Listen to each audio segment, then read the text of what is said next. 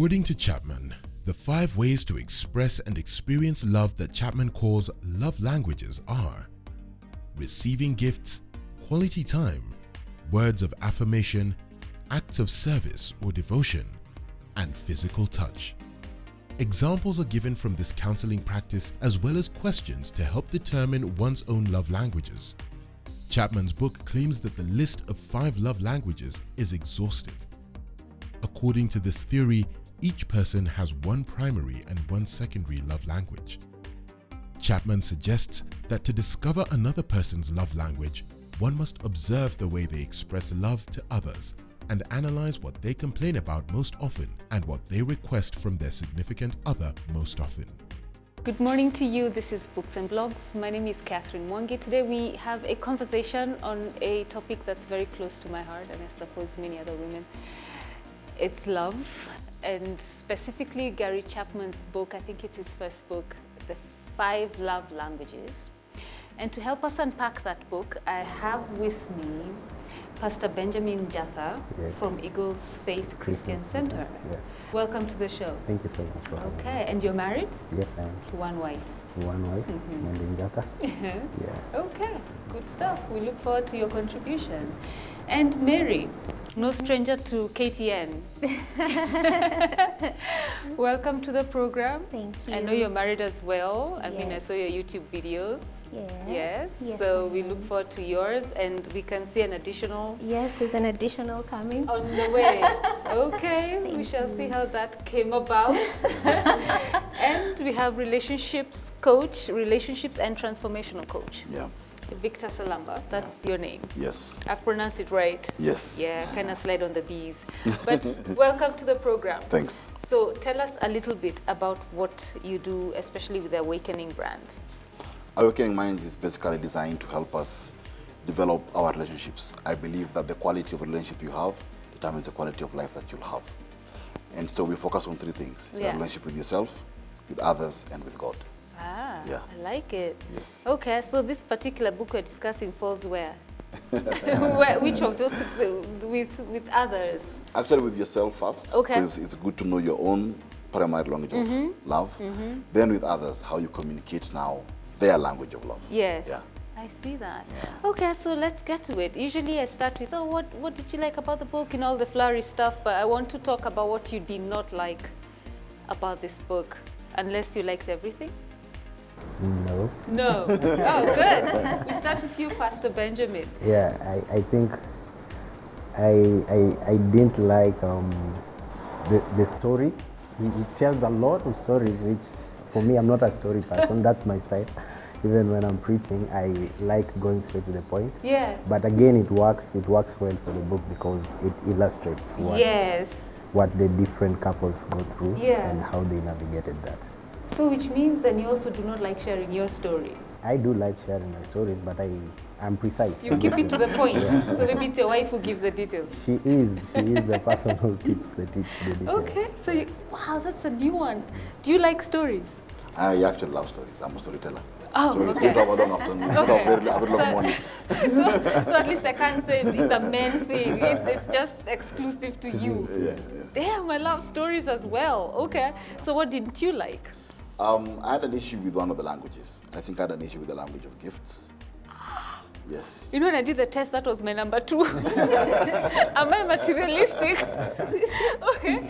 You had an issue with that? Yeah. Because if you look at all the other languages of love are exclusive to one person. They're exclusively communicated. You know, if it's touch, it's exclusively communicated by one person. But gift is a bit open. Gift opens up a door to, if you have a language of love that is gift, then it opens up a door to anyone who can bring a better gift, can speak your language. And I believe that... yeah, so it means you step up as a partner. I don't know, but anyway. Yeah, and I think that kind of opens up a whole door, because many times if you put your primary language of love as gifts, then you also deny yourself a person, because a gift can be absent of a person. Touch, I have to be there. Acts of service, I have to be there. Words of affirmation, I have to be there. Gifts, I can be in Dubai. But using the same example, the touch, the acts of service, they can also be done by somebody else, no? No. They're so personal. they're so, because I mean, if my language of love is touch, then I am so aware that the touch I need is from my wife. From this particular person, yeah, yes. You know, I don't want touch from the whole village. Don't be touched. Yeah, yeah. You know, I know I can't send my brother, or my wife can send her sister, go touch my husband for me. No. She has to do it What herself. an example. Okay, Yeah. I'm hearing you agreeing so furiously with that one. Yes, I had, I can't say like or dislike, but I had two, for me that book had two issues. Okay. Number one, it's the seasons that come. Because if primarily we say that my language is, say what, for example, acts of service, I really like that. Or maybe words of affirmation. But you see, with the changing season of marriage, it also changes a particular type of a language. For instance, when, yes, because like when I remember when I was like with my firstborn, when we were in our first trimester. Actually. No, let's start with when you were courting. Yes. What? Perfect. When we were courting, I loved spending time with him. Okay, quality time. That was the major driving Yeah. force. Then of course you get married, and yes, you have now to be intentional with even that spending time, because you sort of like, if you can relax a bit, you get into sort of like some rut. So you're thinking, okay, just let me breathe. Yeah. So then another season comes where you have now a baby. You have in your first trimester, you're so tired. You get, like for me, for my firstborn, it was extremely exhausting. bad. You get? Okay. So my first, the language that I really needed then was not per se, yes, I want you to spend time with me, but I really want you to be out there, help me out. So you want acts of service. Exactly. Help me pick this, run this for me, do this for me, do that for me. Okay. So seasons also tend to change the language that you communicate to your spouse. Yes, you could have a primary language that it is yours, but at the end of the day, the seasons of marriage that comes changes that. Then I would like to agree with Victor.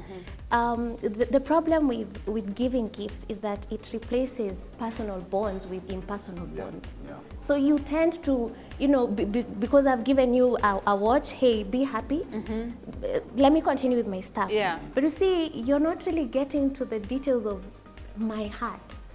What do I want? I want a personal bond with you. But that in itself, how I see the gifts. Yes, get a book, get a shoe, get a house, whatever. But even that spending quality time is a gift in itself. Like he sacrificed, say, time from the office to just come home a bit early. Of course, he addressed that. Yes. But mostly what happens with couples, when you tell someone, I need, like my language is gifts, the first thing they think of is not, apparently, you're giving me the gift of time. It's the tangible ones. No. Yeah. It's the sense of, okay, my wife loves flowers, I'll go get flowers for her. She'll be fine. And you know, we are wired as well. You know, if a woman is giving gifts to her husband, there's a more personal touch to it. Yes. She's likely to think through it and think, this tie, bring the tie, want to tie the tie for him. Yeah. Men look for the fastest, easiest way to do things. Which is what annoys us. Yeah, most convenient. Exactly. And so if he knows that you like a particular brand of chocolates, his mind records she likes this type of chocolates, and he has a standing order, the chocolates are sent to you at forever, time. Forever, you know. So, so even when the taste change, you know, so and I think men get caught up in these gaps. And so at some point you see this guy buying his wife a gift and she throws it back. And the guy says, I bought her flowers, she loves flowers. You know, but the seasons change. Yes. You know, and the guy remained at the flowers. Actually, you're right, and I need Pastor Benjamin to expound on that, because I know someone, a man, married man, yes? So anytime he travels, he'll buy his wife incredible gifts, you know? Yet the wife has said, don't bring me anything, because anything you bring me, I don't like. So the guy is like, but you used to like these things. You love the shoes, the handbags, the jewelry. And he really goes out of his way to just, you know, shop that stuff, and it comes. And now how I know is because the wife calls me for the gifts. It's like, do you want I have a handbag I don't like? I'm like, you do not want this handbag. And so for the guy, he feels, I can't come home empty-handed. I have to take something to my son, to my wife, to my kids. but they're not received. So he ends up feeling very hurt. Yeah, and as they were saying, it's because the person didn't take time to spend time with the other person to get to know them. And maybe the person has grown, the other party has grown, they have moved to somebody else.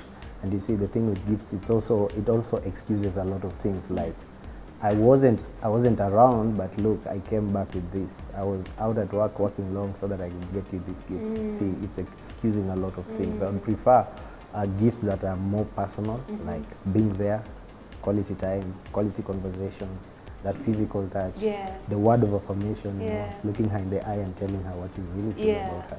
You know, let me tell you, you've spoken about something, these gifts of manipulation.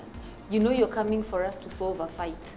And I see you with a bouquet of flowers. That time nimejiami to just do this fight, and it's just seeing and the last time I saw you with flowers is God knows when.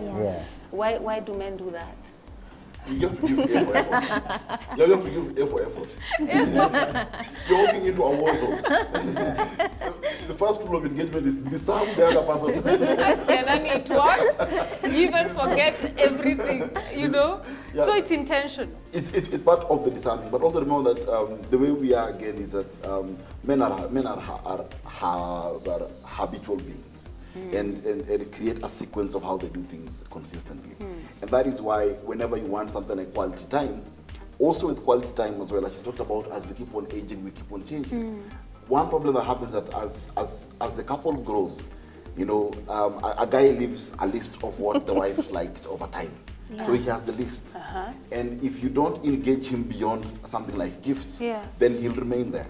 He will never put effort to learn more about you because the guy stopped learning. But is he not seated there seeing that even for you, your tastes have changed? Benjamin? You see now that's the thing. Okay, they don't see. We assume... You know the three of you are married, so I'm just here picking on your different experiences. That I guess is the worst mistake that married couples do. We move with assumptions. And we assume that, you know what, because we are here, I've been married, you know, 1 year, 2 years, 7 years. Oh, but then this guy should be knowing exactly, you know, what I want. Like, for instance, if I would move with my assumptions, I would think, okay, my husband should be knowing what I want. I mean, it's been 7 years now. You should have a whole list of what I want. But you see, that is the thing. I remember one time we were in the car and he he wanted something to be done. So he actually used a certain line that he used to use consistently. Apparently it's to woo me, you know? Like, so he goes like, oh, Mary Stewart. And I'm thinking, I just shut. I told him, you know what, honey? Don't do that. You're boring. No, I can't take it anymore. Let me just tell you the truth. I don't want that line. So he looks at me and says, oh, really? And I told him, yeah, I don't want it. Like it's outdated. Yes, please find something else to just touch my heart. It became unwooable. You decided to be unwooable. I think a lot of people overlook growth and we tend to remain with the person we fell in love with, not realizing that they're also growing, and in our love walk we should also evolve. We should also evolve to see them differently. In context of their growth. Wow. You know, I know you just dived into the book and what we don't like and sharing experiences, but for the sake of our viewers who haven't read the book, I would want each of us to just mention maybe a love language that means the most to you and expound on that so that the viewers know what are we talking about, what are these love languages, what is a love language even? For me, I think I'm a words of affirmation person. You're the first guy I know who is not the touch, the one for the romance. Which one is that? Affection, eh? What is it? Physical touch. That one. Physical touch. Every dude who's done this test. How I express it is through physical touch. I'm a very touchy person. But how I receive it. How you receive it, yes, that's what. How I receive it is words of affirmation. Okay.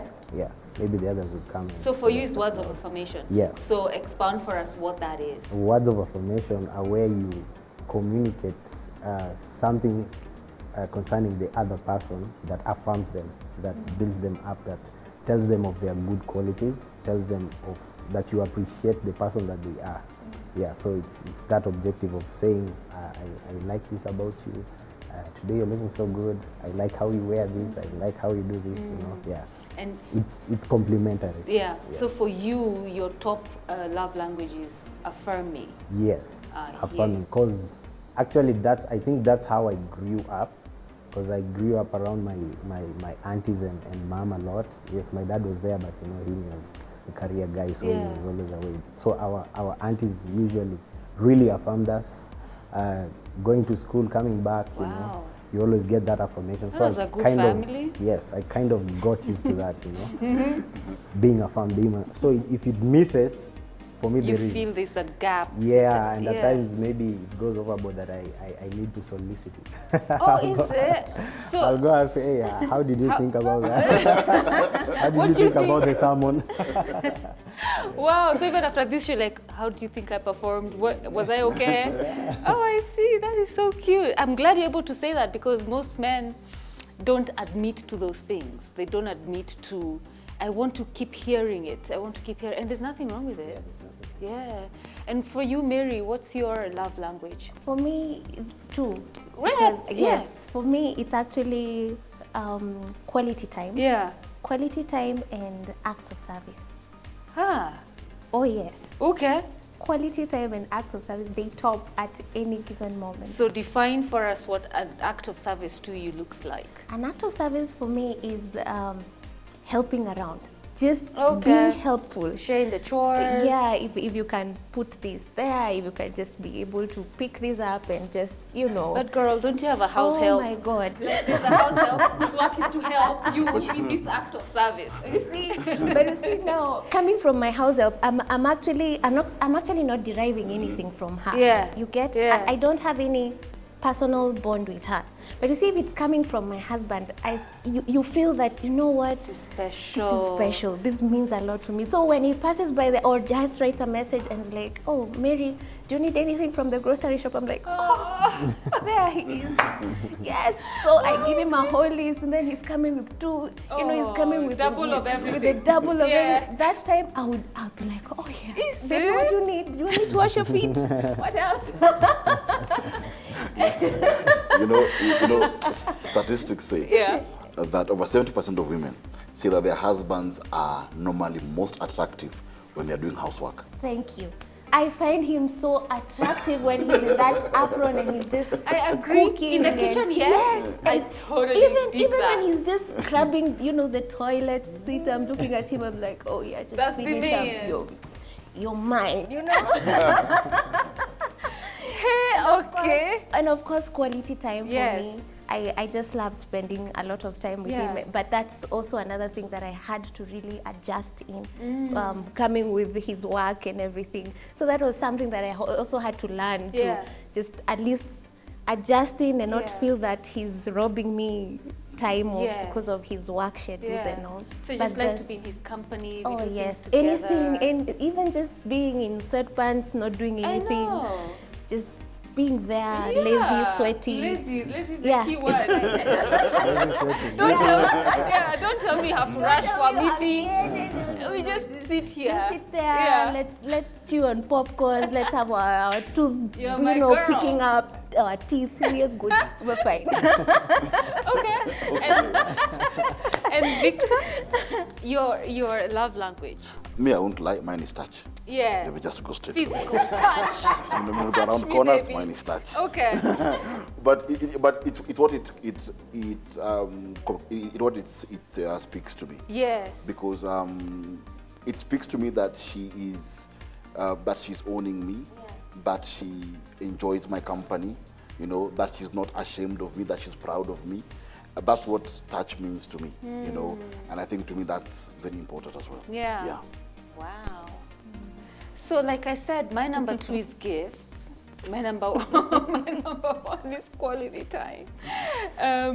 No, my number 1 was words of affirmation, gifts, and quality time. So the gifts for me is, and it's exactly what you said. Like for a guy, you'll just go pick something and take. But then when I see you pick something that you know it's something I want, you just didn't go and pick that flower plant, but you went and got lilies instead, because it's not just a flower. Don't get me roses, but you know, lilies, let me look for lilies in this town. And because they're so hard to get, when I see them, I'm like, oh. you know, the effort. This means he thought about it. He went all the way for them. So thoughtful giving, that is tops. But yes, affirmation. Like, don't just be there telling me, oh, you know, babe, you're hot. That doesn't say nothing. It's what she's saying. That's what you use to you know, put me in the box. So maybe your hot is not gonna work. It looks a bit functional than relational. Yeah. You know, I mean, it can't be hot the last however many years. You have to have other adjectives in there. You know, so it's not just words of affirmation like at you're cheering me on, I'm your greatest cheerleader. That doesn't talk to me. Yes. It does not say at your babe, I know you can make it, you're the one. Everyone else is hearing the same, you know? So I need you, for me it's about the detail. Go anatomical, just be very specific to something. So and you know, just because of those qualities, like, it's so complicated, you just receive a compliment. No, thank you. No, thank you. So where do couples fail, Victor, when it comes to expressing the language of love? One of the things that one way that marriage can work is marriage can work on autopilot. Marriage can work on autopilot, and you must understand the growth curve of that marriage. The growth curve differs from one marriage to the next.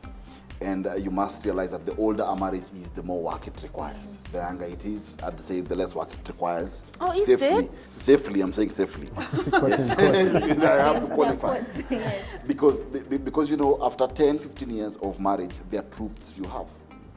You know, there are truths you have. And it's harder at that particular time.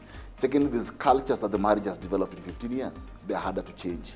And that is why it is important for a marriage to be deliberate in being consistent from the beginning and to track the change in the marriage. Because, for example, I'll give something I normally call the Kana effect. The Kana effect is when something happens in the marriage in the first year that destabilizes the marriage, that the marriage ages suddenly, and it's like you've been together for 18 years. You know? For example, if you lose a child on the first year, that moves the marriage to a high stress point, which the marriage naturally should have gone through at 13, 14, 15 years. Now it has happened at the first year, meaning that we have to shift quickly. And I have to move as a man and say, let me meet my wife now where she needs me now, and speak this language there she is. She says something very powerful here about the seasons changing. The funny thing is that the primary language of love remains. It's the interpretation that now changes. So what I begin to do now over time is to know now at this point, what does my wife need? You know, she needs me to be here for this. You know? Like that sense of awareness, Pastor Benjamin, is where we miss out on. We're not observant enough to see that my partner is growing, evolving, etc. Yeah, and I think it's what happens when we get married. I think we let loose the pursuit. You know, when it was in courtship, you used to pursue more. You used to be very objective in what you wanted to know in the other person. What colors do you like? What's your favorite food? What's your favorite travel destination? You know, but when you get her into the box, you kind of relax and take everything easy. Yeah. And so everything, like, if you're not objective, again, as you said, you can't do marriage on autopilot. No. If you're not objective in seeking things concerning your partner that would make your marriage grow and would allow you to communicate your love to them, then you'll be at loss. Yeah. So why does the pursuit stop? That thing grates me to no end. Not only men, it should be both ways. Couples should always pursue one another. Thank you. I was waiting for that point. I was waiting for that point. We should all pursue one another, right, even as we pursue God. God, yes. Or, Mary, how do women sabotage themselves in relationships? We sabotage ourselves in very many ways, but I guess for me the biggest thing when you get into marriage is the self. When the self takes the center stage, we sort of, our human nature draws ourselves to ourselves. Let's not kid ourselves. True. Even if I can say, oh, I love my husband so much, at the end of the day, if I'm not intentional in pursuing him, I will draw myself to my own needs. And if you draw yourself to your own needs, definitely you'll make yourself the god Right. of everything Yes. around it. So it Yes. will be your needs. You're not giving me this, you're not giving me that, you're not doing this, you're not that. Even the small things that probably he would want to put the effort in, you stop seeing that because at the end of the day, it's me. Why are you not doing this to me? I say that because I'm a culprit of that. Okay. Yes. Our first year of marriage had I was that. like our first marriage. Our first year of marriage was very, to say hard Yeah. is the least. Is In it? fact, I blog it so much, and in fact, that was even the start of our blog. Okay. Because it underwent what Victor said, first of all, that can affect the shift. Yes. Because we had like miscarriages, like 4 consecutive miscarriages. Then we hit a financial dead end. Then we were not understanding each other. Of course, the self got in because I was raised to be a very independent lady. Woman. You know, my things. My way. Yeah, and then being a firstborn, of course, you have that zeal and the oomph to make things work. Then here you're married to also a guy who's very, he has Go-getter. yes, he has his mojo going on. He's first of all even in the military, so everyone is calling him sa. Then you come here and then you're telling him, what are you telling me, brother? So you can imagine. Wow. And not that both of us, it's not that we were not born again or we didn't love the Lord. We did. And you loved each other as well. And we loved each other. But you see now when you got into marriage, now that got in. And Wow. I'm thinking, what are you telling me? And he's also telling me, What are you telling who me? exactly are you to tell me this? Wow. And then we are undergoing the stress of each and everything. Yes. You can imagine, so you're being stretched by the miscarriages. Yes. He makes some decisions which I don't like. Then of course I'm thinking, okay, you've taken us straight into a financial dead end. So I'm Crisis. also like, who? You can't use your brain, you know. Oh my so you can imagine all Year that. 1. That was our first year. Wow. Yes. In fact, Okay. we were hitting the divorce, that button, Yeah. because we were like, You had no, had it. I don't think this is marriage. Okay. No, it can't be this bad. We shall talk about how you were restored right after the break. So that's your tip to not go anywhere.